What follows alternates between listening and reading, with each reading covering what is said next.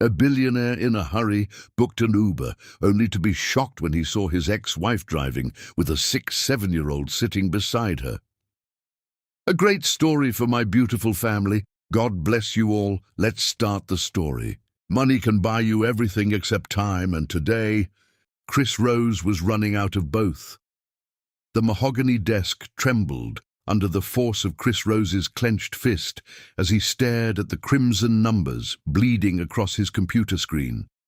$47 million, gone, evaporated like morning mist under the scorching sun of a market crash that had blindsided even the most seasoned wolves of Wall Street. His empire, built brick by brick over 15 grueling years, now teetered on the precipice of absolute destruction. The phone buzzed with the persistence of a dying wasp. Another creditor, another vulture circling the carcass of what was once the most feared investment firm on the East Coast. Chris ignored it, his steel-grey eyes fixed on the reflection staring back from his monitor. At 38, he looked older. The stress had carved premature lines around his eyes, and his once perfect jaw now carried the weight of decisions that had cost him everything he'd ever held dear. Mr. Rose. His assistant's voice crackled through the intercom, tinged with the kind of fear that only comes when paychecks are uncertain. The Japanese investors are here. Conference room 3. Chris straightened his Italian silk tie, a habit that had carried him through countless boardroom battles. Today felt different. Today felt final. The Yamamoto Group represented his last hope. A $20 billion lifeline that could resurrect his company from the grave. But they were notoriously punctual, and he was already running late. His driver had cancelled 30 minutes ago. Food poisoning, the man claimed, though Chris suspected the real illness was the unpaid wages from the past 2 months. The parking garage elevator was broken, and his Lamborghini sat trapped 4 floors below like a caged predator. In the distance, storm clouds gathered over Manhattan, painting the sky the color of old blood. "Damn it all to hell," Chris muttered, grabbing his phone and opening the Uber app. The irony wasn't lost on him. A billionaire reduced to riding in strangers' cars. But pride was a luxury he could no longer afford. The app showed a driver 2 minutes away. Perfect. He grabbed his briefcase, the leather worn smooth by years of carrying documents worth more than most people's homes, and headed for the elevator. Each step echoed in the empty hallway like a countdown to Judgment Day. Outside, the October wind carried the scent of impending rain and dying leaves. New York City moved around him with its usual indifferent rhythm. Millions of souls pursuing their own desperate dreams, unaware that one of their titans was about to fall from grace. Chris remembered when he'd first arrived in this concrete jungle 15 years ago, young, hungry, and stupid enough to believe that success was simply a matter of wanting it badly enough. He'd been right to a point. Success had come. Money had flowed like water through his fingers. But somewhere along the way, he'd forgotten that what goes up can come down just as quickly. The market had taught him humility the hard way, stripping away his arrogance layer by layer until only the raw core remained. His phone vibrated. The Uber was approaching, a silver Honda Civic that looked like it had seen better decades. Chris felt a stab of embarrassment. 6 months ago, he wouldn't have been caught dead in such a vehicle. Now it represented salvation. The memories came unbidden as he waited. Asha's face radiant on their wedding day, her laughter echoing through their penthouse apartment. The way she'd looked at him with such love, such hope, such faith in their future together. And then the fights, the accusations, the lawyers, the papers signed with trembling hands and hearts full of regret. 7 years. 7 years since he'd seen her face, heard her voice, felt the weight of what he'd thrown away. The divorce had been a battlefield, casualties scattered in every direction. She'd wanted to talk, to explain something important, but he'd been too proud, too angry, too convinced that he was the victim in their tragic story. Now, standing on the sidewalk with his empire crumbling around him, Chris wondered if karma was finally collecting her debt. The Honda pulled up to the curb, exhaust pipe coughing like an old man with too many cigarettes in his past. Through the windshield, he could see the driver's silhouette, petite frame, hair pulled back in a simple ponytail. Chris opened the passenger door, sliding into the worn fabric seat that smelled of air freshener and something else, something familiar that made his heart skip a beat. He looked up, ready to give the address, and found himself staring into a pair of dark brown eyes he'd once known better than his own. "Hello." "Chris," Usher Williams said, her voice carrying 7 years of hurt wrapped in forced politeness. Time stopped. The city sounds faded to white noise. His briefcase slipped from nerveless fingers, landing on the floor with a dull thud that seemed to echo in the sudden silence between them. She was older, yes, but still beautiful in that effortless way that had first captured his attention at a charity gala that now felt like a lifetime ago. Her skin still held that warm glow, her lips still curved in that same cautious smile that had once made him believe in happy endings.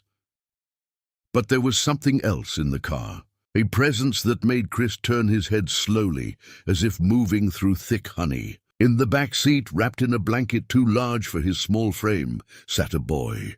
7 years old, maybe 8, skin the color of café au lait, hair that curled at the edges, just like Chris's had when he was young. But it was the eyes that stole his breath away, his own eyes, the same steel gray that had stared back at him from mirrors his entire life. The boy looked sick, pale, fragile.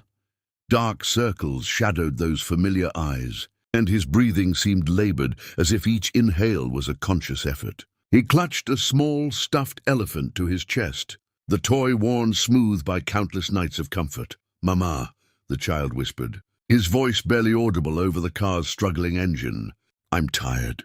Asha's hands tightened on the steering wheel until her knuckles went white. She didn't look at Chris, didn't acknowledge the recognition that passed between them like an electric current. Instead, she put the car in drive and pulled away from the curb, merging into traffic with the practiced ease of someone who'd been doing this job for longer than pride would have preferred. "Where to?" she asked, her tone professional, distant, as if she were speaking to just another passenger instead of the man who'd once promised her forever. Chris couldn't speak. His mind reeled, processing impossibilities, calculating dates, adding up clues that pointed to a truth he wasn't ready to face. The boy in the back seat looked at him with curious eyes, innocent and trusting in the way that only children could be. There was no accusation there, no judgment, just a sick little boy looking at a stranger who happened to share his face. "The Meridian Building," Chris finally managed, his voice hoarse. "And downtown."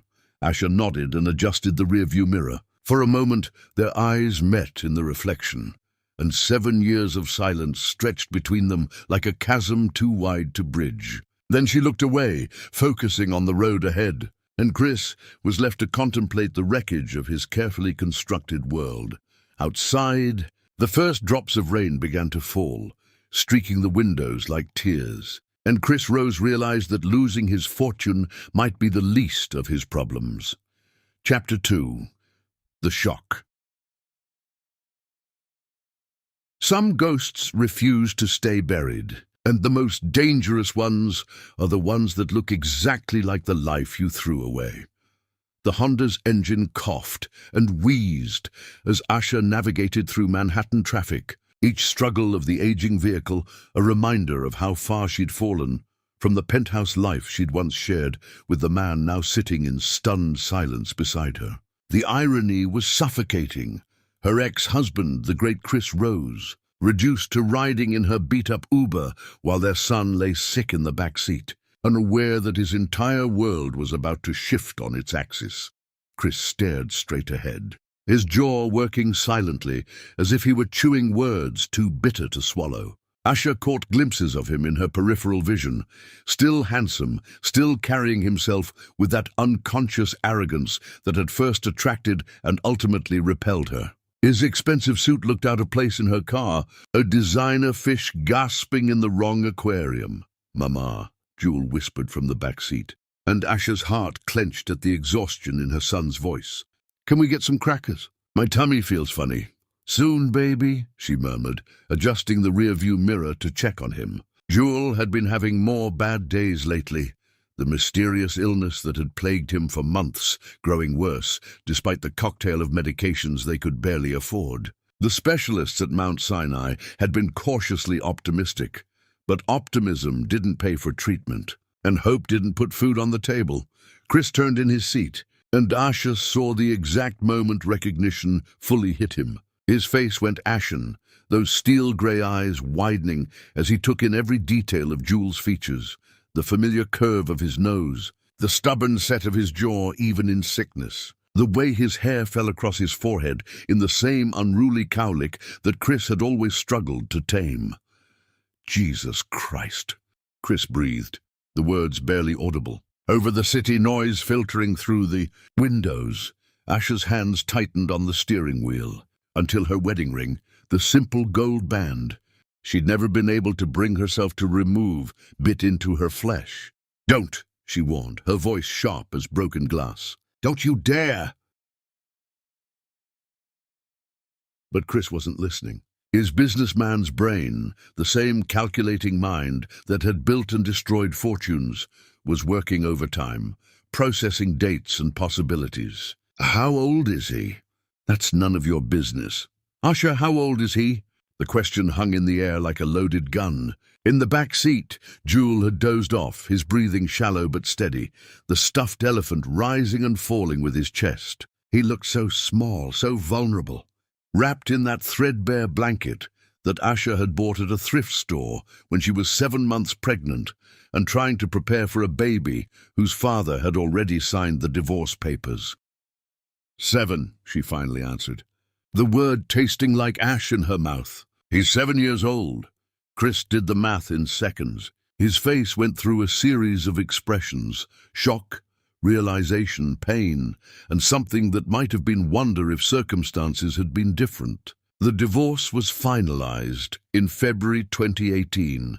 January 31st, Asha corrected, remembering the date with crystal clarity. It had been snowing that day, fat flakes falling like tears from a grey sky. She'd sat in the lawyer's office, her belly round with pregnancy, signing papers that would make her officially single just as she was about to become a mother.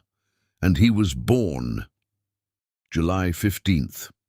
The date slipped out before she could stop it. Another wound torn open, 3.5 weeks early. Chris was quiet for a long moment, staring at Jules' sleeping form with an expression that Asha couldn't quite read. When he spoke again, his voice was different, softer, more uncertain than she'd ever heard it. "Why didn't you tell me?" The question detonated in the small space of the car like a grenade. 7 years of anger, hurt, and desperate loneliness came rushing back in a tide that threatened to drown her. Asha pulled over to the side of the road, ignoring the honking horns of irritated drivers, and turned to face him fully for the first time since he'd gotten in her car. "Tell you?" she repeated, her voice rising despite her efforts to keep quiet for Jules' sake. "Tell you?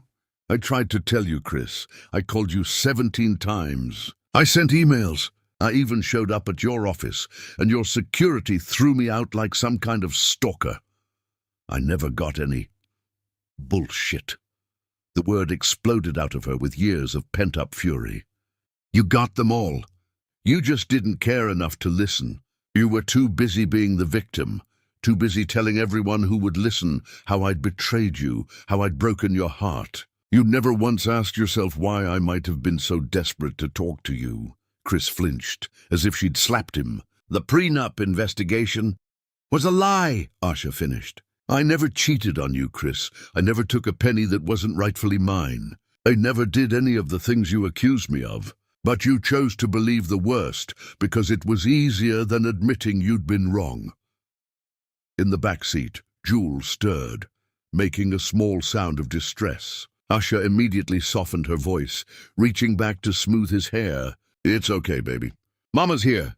Chris watched this tender gesture with something approaching awe. When Asha looked at their son, and Chris was no longer in denial about that relationship, her entire face transformed. The hard edges softened, the defensive walls crumbled, and for a moment she looked like the woman he'd fallen in love with at that charity gala 9 years ago.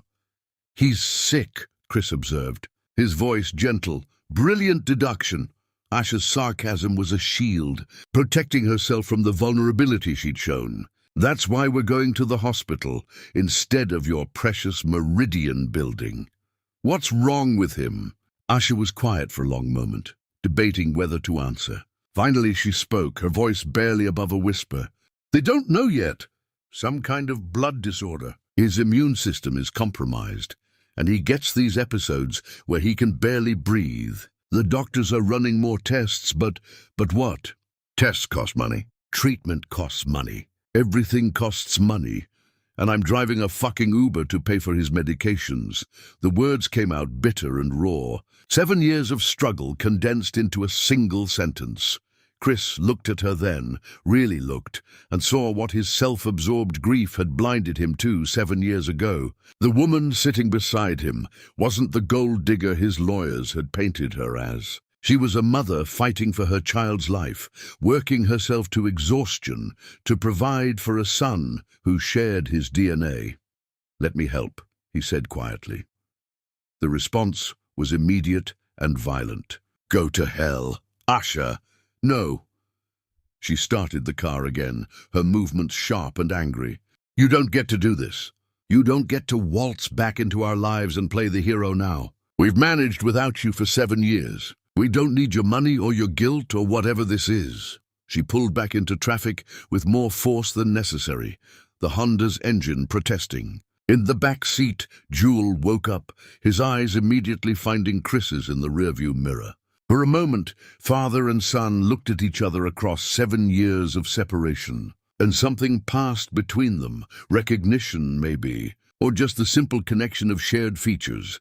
"Who's the man, Mama?" Jewel asked, his voice hoarse but curious.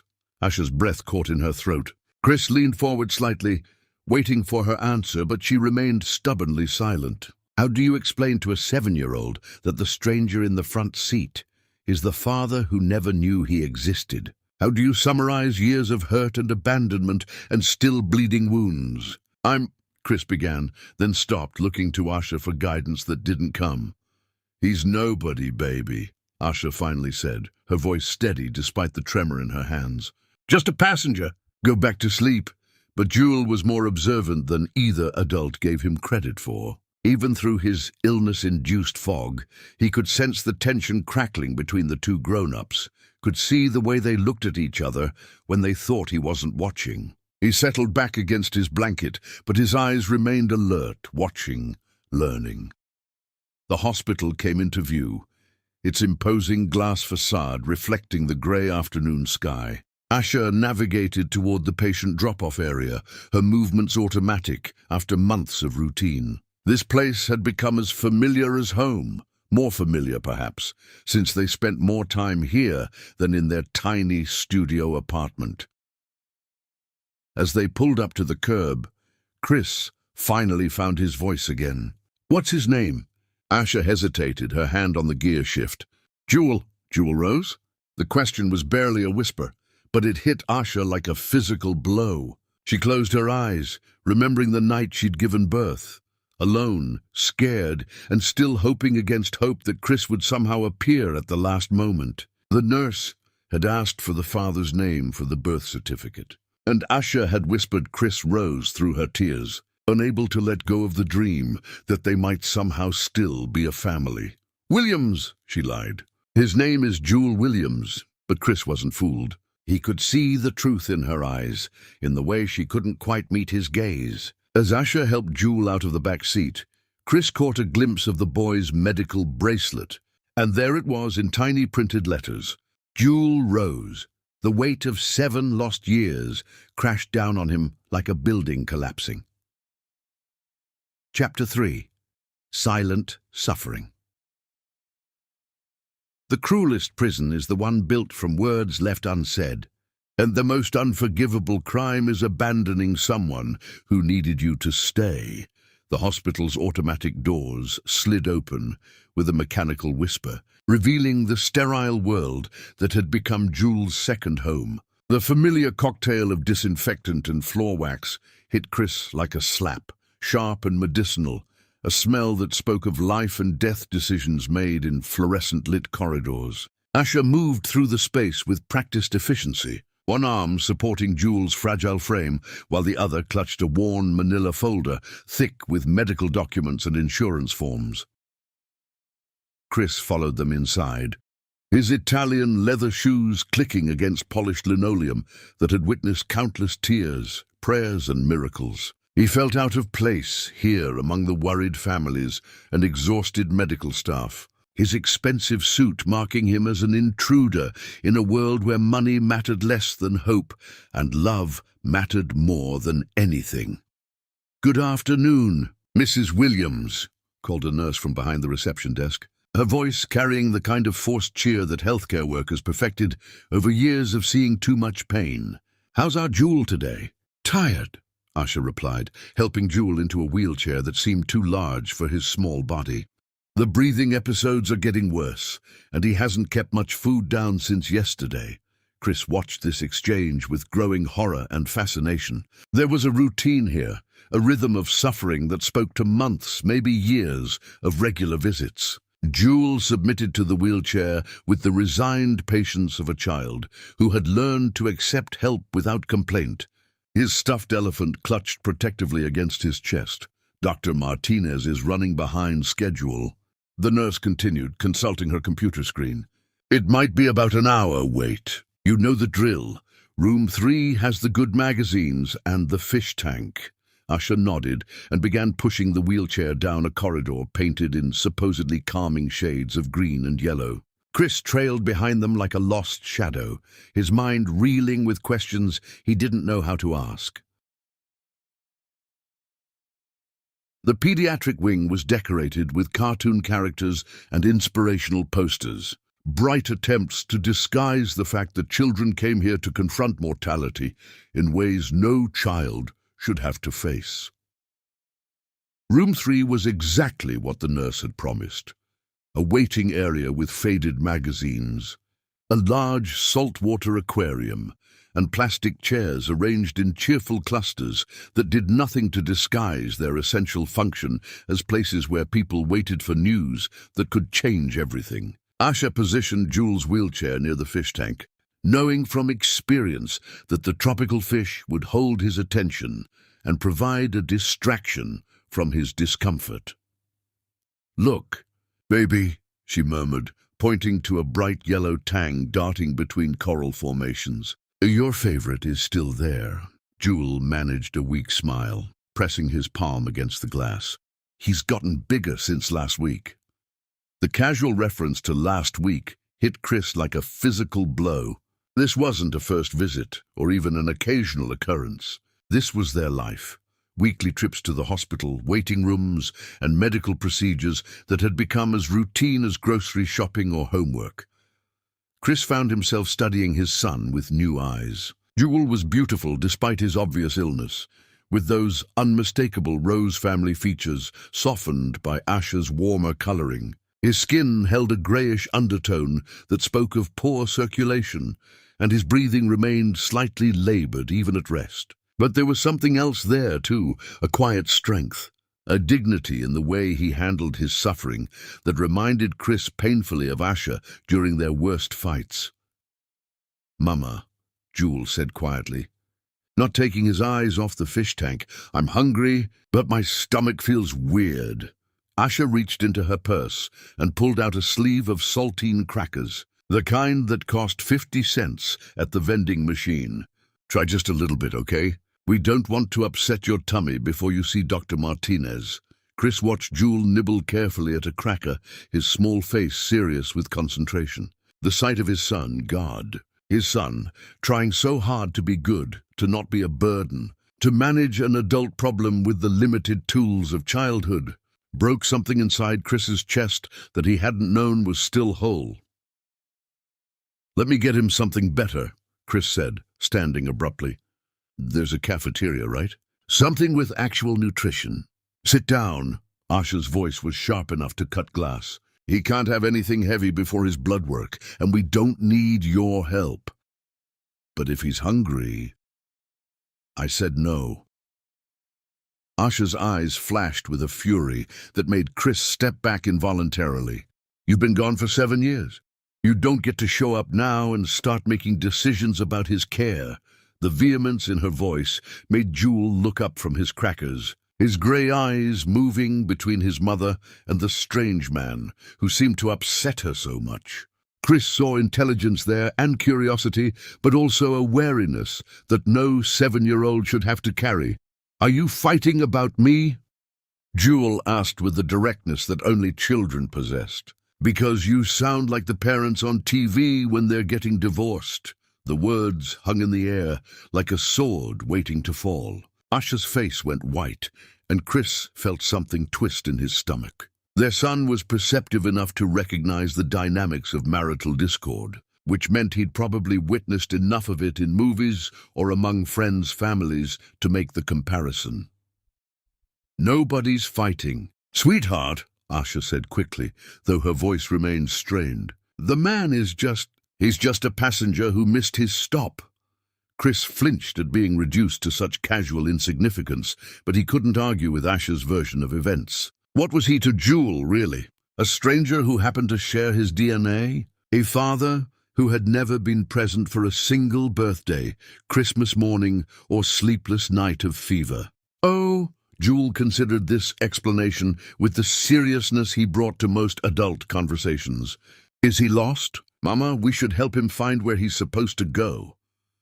The innocence of the suggestion was devastating. Here was his son, sick and tired and dealing with more medical trauma than most adults faced in a lifetime, still thinking about helping a stranger who seemed confused. Chris felt tears prick at his eyes for the first time in years, and he had to turn toward the fish tank to compose himself. "That's very kind of you, baby," Asha said softly, and Chris could hear the pride and love in her voice. "But I think he knows where he needs to be." Did he, though? Chris stared at the tropical fish swimming in their carefully controlled environment and wondered if he had any idea where he belonged in this complex equation. An hour ago he'd been focused on saving his company, on impressing Japanese investors and salvaging his financial empire. Now watching his ex-wife comfort a son he'd never known existed, those concerns felt like problems from another lifetime. "Mama," Jewel's voice had grown weaker, and he leaned heavily against the side of his wheelchair. "The hurty feeling is coming back."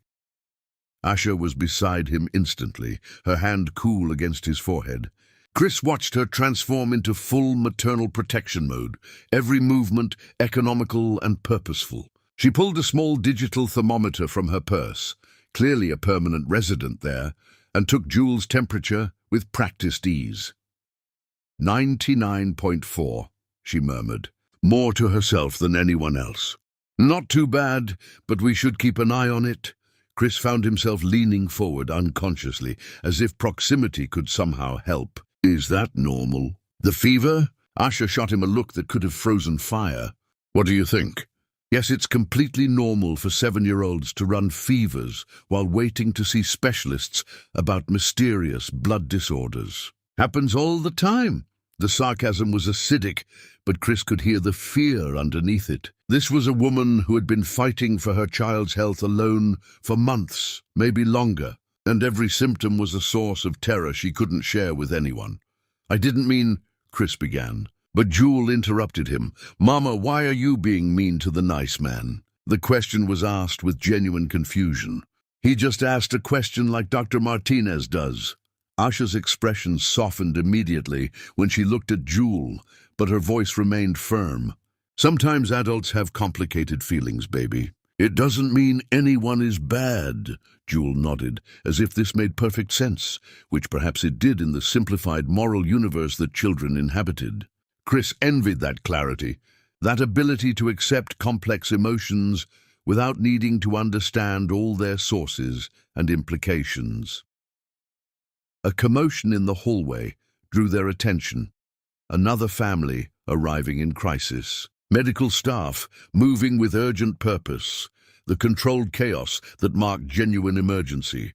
Chris watched Asha tense, her maternal instincts on high alert even for other people's children, and realized that this woman lived in a state of constant vigilance he could barely imagine.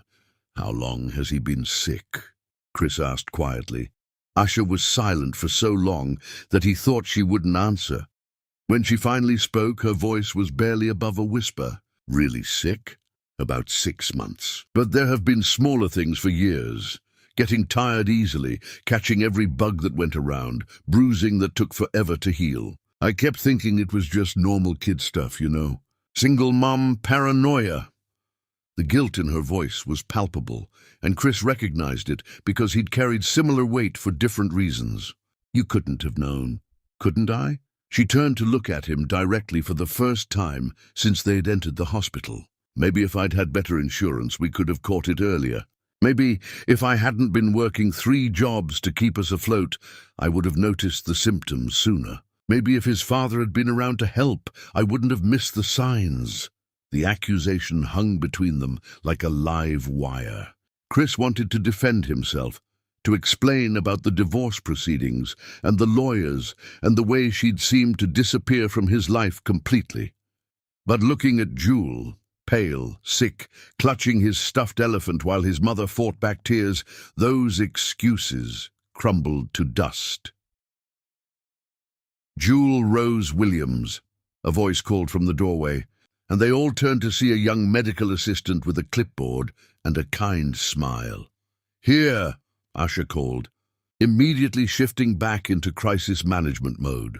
As they prepared to move toward the examination rooms, Jewel looked back at Chris one more time. "Are you coming too, mister?" The question was innocent, curious, without any of the complex emotional baggage that his parents carried. To Jewel, this was simply a man who had seemed interested in his welfare, and it was natural to assume that interest might extend to medical visits. Chris looked to Asha, who shook her head almost imperceptibly. The message was clear. This was not his place, not his right, not his family to claim after 7 years of absence. "I need to go, buddy," Chris said, surprised by how much the words hurt to say. "But I hope you feel better soon." Jewel nodded solemnly and allowed himself to be wheeled away, leaving Chris alone in the waiting room with nothing but the sound of bubbling aquarium filters and the weight of 7 years' worth of mistakes. But as he watched them disappear down the corridor, Chris Rose made a decision that would change all their lives forever. Chapter 4. The Discovery. The truth has a way of hiding in plain sight until the moment you're finally ready to see it. And then it burns with the intensity of 7 years' worth of denied daylight. The law office of Blackstone. Hartwell and Associates occupied 3 floors of a Manhattan high-rise, its mahogany-paneled walls and Persian rugs designed to intimidate and impress. Chris Rose had spent millions in legal fees within these rooms over the years, but today he felt like a supplicant approaching an altar of judgment. His usual lawyer, Hamilton Blackstone III, sat behind a desk that could have doubled as an aircraft carrier, his silver hair perfectly styled despite the late hour. "Chris, I have to say, this request is highly unusual," Hamilton said, adjusting his gold-rimmed glasses as he reviewed the document spread before them. "You're asking me to dig into sealed divorce records, medical files, and financial documents from 7 years ago. May I ask why?" Chris stared out the floor-to-ceiling windows at the glittering city below. Somewhere out there, Asha was probably getting Jewel settled for the night after their hospital visit, helping him with medication, reading him stories, being the parent Chris had never learned to be. The thought made his chest tight with emotions he didn't know how to name. "I think I made a mistake," he said finally. "A big one." Hamilton's eyebrows rose slightly. In 15 years of representing Chris Rose, he'd never heard the man admit to error. "What kind of mistake?" "The kind that cost me my son." The words hung in the air between them like a confession at trial. Hamilton set down his pen and leaned back in his leather chair, studying Chris with the calculating gaze that made him one of New York's most feared divorce attorneys. "Chris, the divorce was finalized in 2018. Asha Williams signed a comprehensive settlement agreement. There was no mention of any children, no custody arrangements, no child support provisions. If there had been a pregnancy, our investigators would have..." Your investigators were looking for infidelity and hidden assets, Chris interrupted, his voice rough with exhaustion and regret. They weren't looking for medical records or hospital visits or birth certificates. Hamilton was quiet for a long moment, processing this new information. Are you telling me that Asha was pregnant during your divorce proceedings? Chris pulled out his phone and showed Hamilton a photo he'd taken surreptitiously at the hospital. Jewel asleep in his wheelchair, the medical bracelet clearly visible on his thin wrist. His name is Jewel Rose. He's 7 years old. Do the math. Hamilton studied the image with the attention to detail that had made him rich. Chris could see the exact moment recognition dawned, when the familiar Rose family features became undeniable. Jesus Christ, Chris. He looks exactly like you did at that age.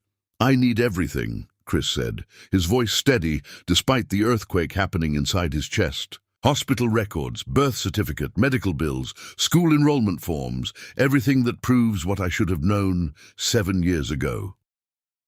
Hamilton reached for his phone. This is going to take time. Medical records are sealed and hospital privacy laws. I don't care what it costs or what laws you have to dance around. I need to know what happened, and I need to know tonight. 3 hours later, Chris sat in his empty penthouse apartment, surrounded by documents that painted a picture of betrayal so complete it took his breath away. Not Asha's betrayal, his own. Every page was another knife twist, another moment of clarity about the magnitude of his mistakes. The birth certificate was dated July 15th, 2018. Father, Christopher James Rose. Mother, Asha Marie Williams. The baby had been born at Mount Sinai Hospital after a difficult labor complicated by stress and poor prenatal care. Asha had been alone. No family, no husband, no support system beyond the nursing staff who had held her hand through 13 hours of contractions. The hospital billing records were even more damning. Asha had been carried as an emergency admission, her insurance insufficient to cover the costs of premature labor.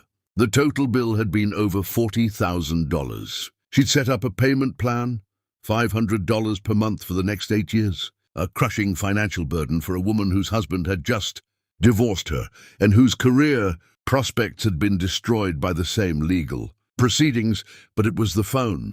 Records that broke Chris's heart completely.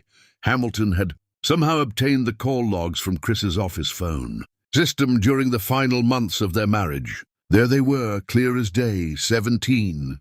Calls from Asha's cell phone between December 2017 and March 2018. The longest had lasted less than 30 seconds, just long enough for his secretary to inform the caller that Mr. Rose was not available and would not be returning the call. The email logs were worse. Asha had sent message after message to his personal and business accounts. Subject lines growing increasingly desperate. Please call me back. It's important. We need to talk about the baby. That last one was dated February 14th, 2018. Valentine's Day. She'd tried to tell him about their son on Valentine's Day, and his security system had automatically deleted the message as spam from a blocked sender. Chris poured himself 3 fingers of whiskey from the bottle he kept for special occasions and disasters. This qualified as both. The apartment felt cavernous around him, 40 floors above the city where his family lived, in circumstances he was only beginning to understand. He pulled up Asha's current address from the private investigator's report Hamilton had commissioned. A studio apartment in Queens, monthly rent $800, shared bathroom down the hall. The building had been cited multiple times for heating violations and pest control issues. This was where his son was growing up, in a place Chris wouldn't have housed his car. The medical records were the final straw. Jewel's health issues hadn't started recently. There were emergency room visits going back years, pediatric consultations, specialist appointments that Asha had somehow managed to afford through a combination of Medicaid, charity programs, and payment plans that would take her decades to complete. The most recent diagnosis was tentative but terrifying: possible juvenile myelofibrosis, a rare blood disorder that could be fatal without proper treatment. The recommended treatment plan made Chris's blood run cold. Bone marrow biopsy, chemotherapy, possible transplant surgery. The estimated cost ran into the hundreds of thousands of dollars, money Asher clearly didn't have and never would have, driving for Uber and working part-time jobs. Chris set down his whiskey glass with shaking hands and reached for his phone. He needed to see them again, needed to talk to Asha, needed to figure out how to undo 7 years of catastrophic mistakes. But when he tried to call the number from her Uber profile, it went straight to voicemail. "This is Asha, leave a message." Her voice was different than he remembered, harder, more guarded, worn down by years of carrying burdens that should have been shared. Chris tried to find words that could bridge the gap between what had been and what might still be possible. "Asha, it's Chris. I know you don't want to hear from me, but I've seen the medical records. I know about Jules' condition, and I know about the bills. I know what I did wrong, and I know it's probably too late to fix it, but I want to try. I want to help. Please call me back." He hung up and immediately called again, this time leaving a different message. "It's Chris again. I know you're screening your calls. I know you have every right to hate me.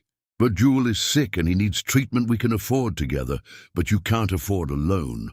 I'm not trying to buy my way back into your lives. I'm trying to do what I should have done 7 years ago, please." The third message was simpler. "I love you, both of you. I know I don't have the right to say that anymore, but it's true. It's always been true." Chris spent the rest of the night researching juvenile myelofibrosis, reading medical journals and treatment protocols, until his eyes burned with exhaustion. The survival rates were good with proper care, excellent even. But the key word was proper.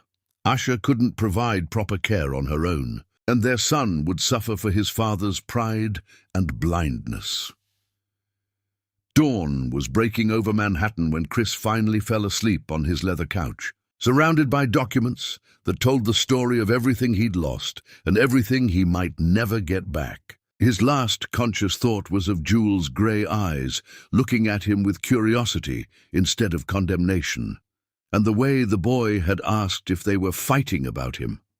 Because they were, in a way. They were fighting about love and responsibility and second chances, and whether 7 years of absence could be forgiven in the face of a child's need. They were fighting about whether Chris Rose deserved the chance to be the father he'd never learned to be, and whether Asha Williams had the strength to trust the man who'd already broken her heart once. But mostly they were fighting against time, because Jules Rose needed treatment, and every day they spent in anger and recrimination was another day closer to the point where forgiveness might not matter anymore. Chapter 5. The Confrontation.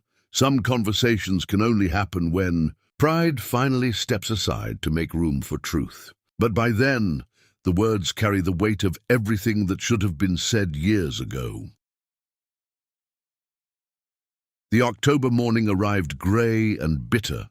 New York City, wrapped in fog that made the towering buildings look like monuments to lost dreams. Chris Rose sat in the back of a black sedan outside Mount Sinai Hospital, watching the patient drop-off area through tinted windows that felt like a barrier between him and the life he'd abandoned. He'd been there since 6 in the morning, waiting with the obsessive patience of a man who had nowhere else to be and everything to lose.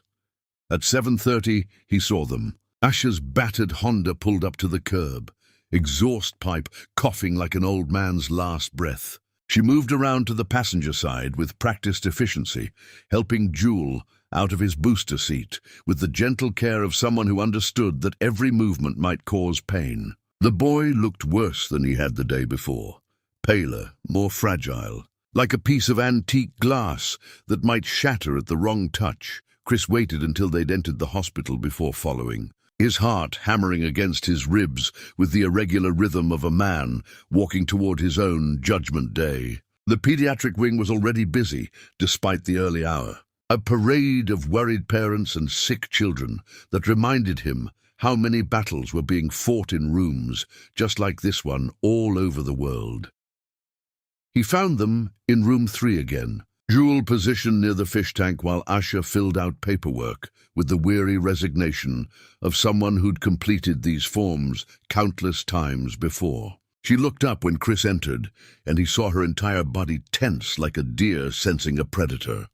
"What are you doing here?" Her voice was sharp enough to cut, but Chris could hear the exhaustion underneath the anger. "I know," he said simply, pulling a manila folder from his briefcase and setting it on the small table beside her chair. "I know everything." Asha glanced at the folder, then back at his face, searching for deception or manipulation or any of the games that had characterized the end of their marriage. Whatever she saw there made her shoulders slump slightly, as if she'd been holding her breath for 7 years and could finally exhale. "And?" she asked, though her tone suggested she already knew what he'd discovered.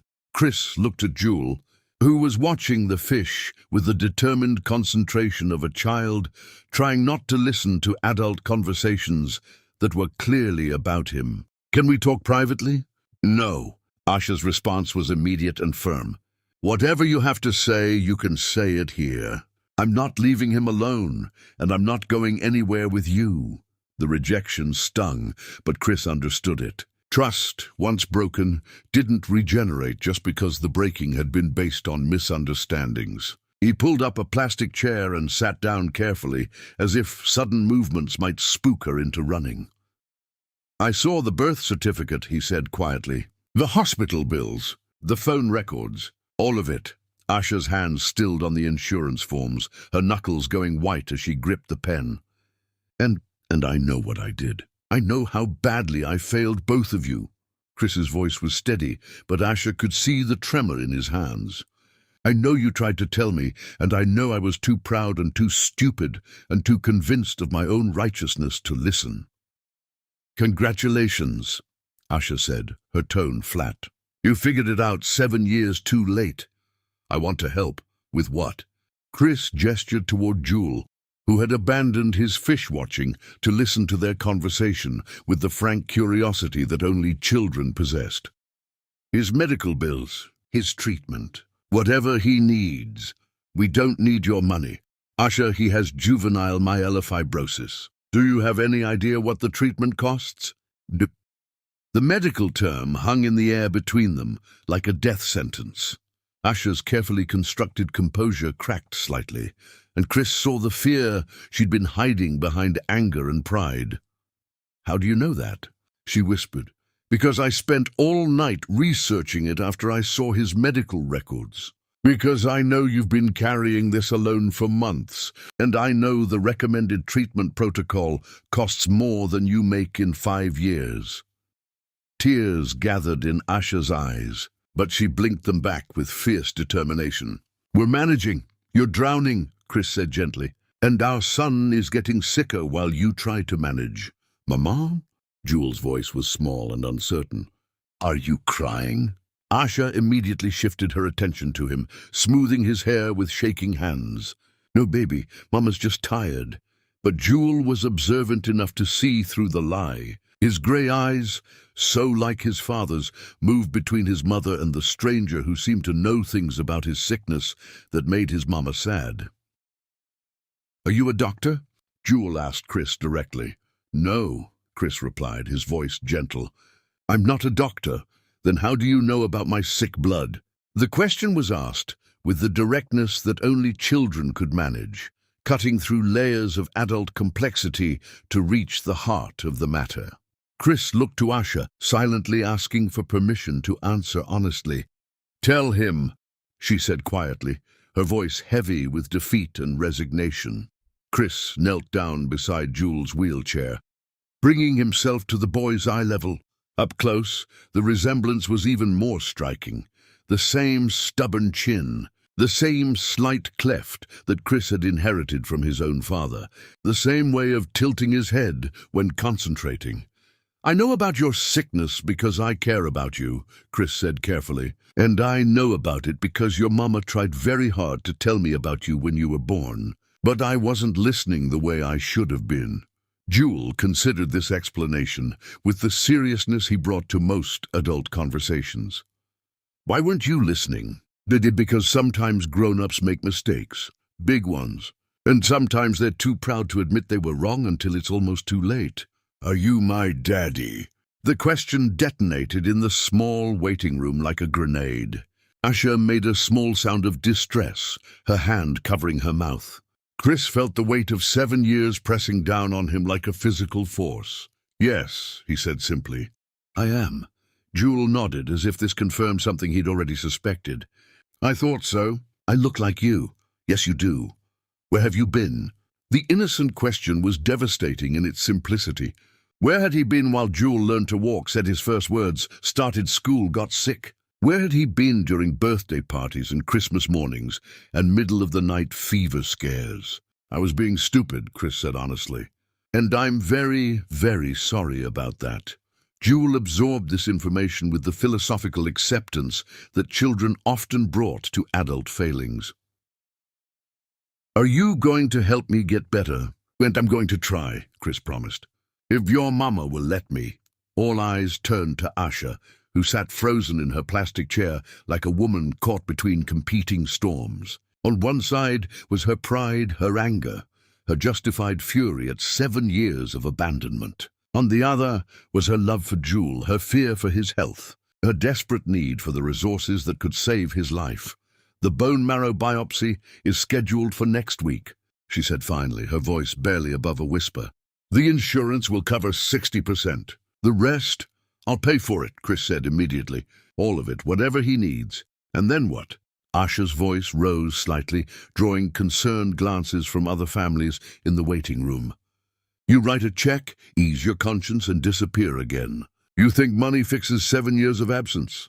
No, Chris said quietly. I think money fixes medical bills. Everything else is going to take a lot longer. We don't need you, Asha said, but the words lacked conviction. They both knew she was lying. Maybe you don't, Chris acknowledged. But he does. And whether you hate me or not, whether you forgive me or not, Jewel needs treatment that you can't afford alone. The truth of this statement settled between them like a weight neither could lift alone. In the silence that followed, they could hear the aquarium filters bubbling, the soft conversations of other worried families, the distant sound of medical equipment that kept children alive one day at a time. Mama, Jewel said quietly, I don't want to be sick anymore. The simple statement broke what remained of Asha's resistance. She looked at her son, pale, tired, fighting a battle he shouldn't have to fight, and made the hardest decision of her life. Okay, she whispered. Okay.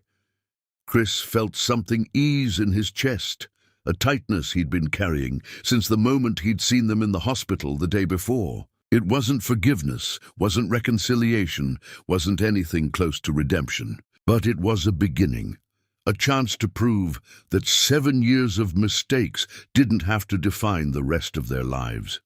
Jewel rose, called a medical assistant from the doorway, clipboard in hand, and kind smile in place. As they prepared to move toward the examination rooms, Jewel reached out and took Chris's hand with the casual trust that children offered to adults who seemed safe. His small fingers were cold and thin, but his grip was surprisingly strong. Will you stay this time? He asked, looking up at his father with eyes that held no accusation, only hope. Chris squeezed the small hand gently, feeling the weight of a promise that would change everything. Yes, he said, I'll stay. But as they walked down the hospital corridor together, father, mother, and son, finally in the same place at the same time, none of them could have predicted that staying would require more courage than leaving ever had, or that the real battle for their family was only just beginning. From the nurse's station, an alarm began to sound, and Chris Rose learned that some fights couldn't be won with money, pride, or good intentions. Some fights could only be won with love, and he was 7 years behind in learning what that really meant. Wait, the story isn't over yet, A beautiful part 2 will be uploaded in just a few hours. If you want to watch part 2, make sure to like this video, comment part 2, and subscribe to the channel. Don't forget to turn on the notification bell. God bless you, and bye until the next video. Have a wonderful day.